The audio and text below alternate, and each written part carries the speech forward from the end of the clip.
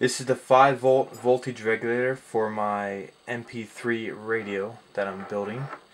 Consists of a 7805 voltage regulator right back there, small heatsink, 2 capacitors, and I designed the circuit on a Radio Shack breadboard. So what this white piece is here allows you to connect different components together and create a circuit to meet your desires. That's what that is. The input is going to be from a power supply with a DC jack, and I also connected a switch on the positive connection of the jack. You do not want to connect your switch on the ground, because if your circuit could ever find ground, it would still have power. So before I hook up the power supply, I want to make sure that the switch is off. So we'll check the resistance across the 2 contact points. See how that looks. Okay, no continuity. So we'll turn the switch on. And there we do have continuity throughout the switch.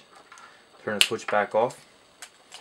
Right now I have my small power supply that I will be using for this project. I have it connected to a extension cord that will not be in use once the project is complete, but for testing this is good enough. Going to go ahead and plug that into my jack here, making sure that nothing else is going to be connected and touching the jack, including my fingers. Plug that in there. So now we got power going to the circuit once I turn the switch on. This is the ground wire coming out of the circuit. This is the 12 volt power wire coming out of the circuit, and this is the 5 volt power wire coming out of the circuit. The 12 volt is going to be for the small amplifier. The 5 volt is going to be for the MP3 decoder and for the Bluetooth module that I will be using. I'm going to go ahead and flip the switch, power to the circuit.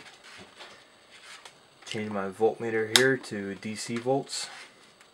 Connect my ground. Going to test my 12 volts going through.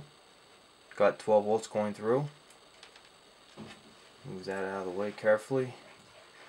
Grab the 5 volt power lead. And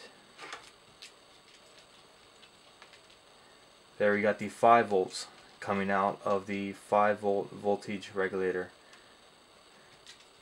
So all I need to do now is to take this simple design that I have and transfer that to a circuit board. That will be step 2.